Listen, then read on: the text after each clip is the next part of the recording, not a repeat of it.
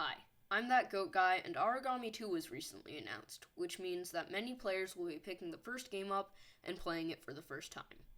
This guide is useful for all players, so please keep watching even if you've beaten the game. I'm going to start off with some more basic tips, which will be more for newer players, so if you are only here for the advanced stuff, the timestamps are in the description. There are 3 skill trees in Origami: Origami skills, defensive techniques, and offensive techniques. Origami skills can be used with no resource cost, so you should use them anytime you need to. Both defensive and offensive techniques cost shadow techniques, but as this is also what the game calls the techniques themselves, I will call them tokens for the sake of simplicity. Each technique draws from separate pools of 2, so using one technique will not deplete the other. I will be talking about the Origami skills now, and the shadow techniques later. If you're not much of a pacifist and will be killing guards in any capacity, then you'll want Shadow Banish. This skill will delete bodies in a matter of seconds, and since guards who find dead bodies will immediately alert the entire area, this is an extremely useful skill.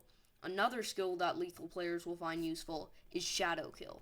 This is a slower and louder version of your regular stealth kill that instantly hides the body and allows you to regain 1 token. A word of advice: this will only work for the technique you have equipped, so make sure you have the right one ready before you initiate the kill, because it will refill at the start of the animation and you won't have time to correct yourself. The other skills in the Origami skill tree are useful for everyone, no matter their playstyle. Yes, Ledge Kill is only useful for lethal players, but you have to get it in order to get Enhanced Recovery, which improves your Shadow Essence, which you use to teleport, recovery rate by 25%.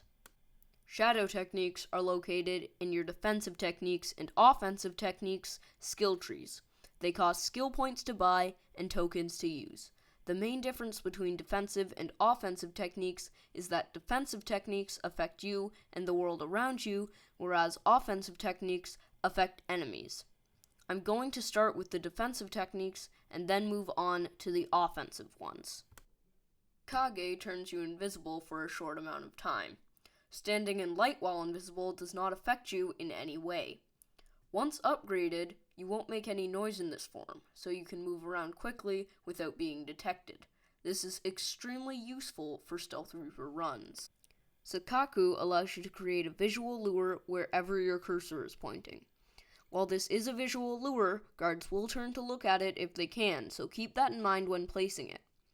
It can be upgraded to blind nearby enemies when one gets close enough. Benmoku is pretty easy to understand. It allows you to see enemies through walls and, once upgraded, instantly marks everyone in range with Mark of the Origami, so you will always be able to see them. Kunai is a silent projectile that works on one enemy at a time.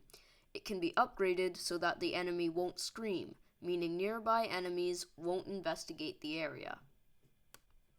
Kurosuna stuns multiple enemies and completely turns off their AI, meaning they won't detect you while the stun is in effect.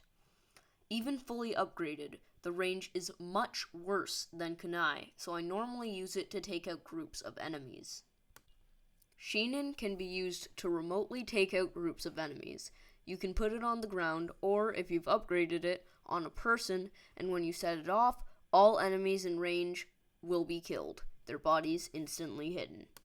I will now talk about stuff I found myself, with no direction from the game. This helped me out a lot, and I hope it'll help you too.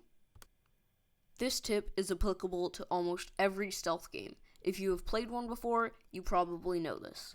The 1-2 punch is when you kill one enemy with your projectile and then quickly kill another with a takedown.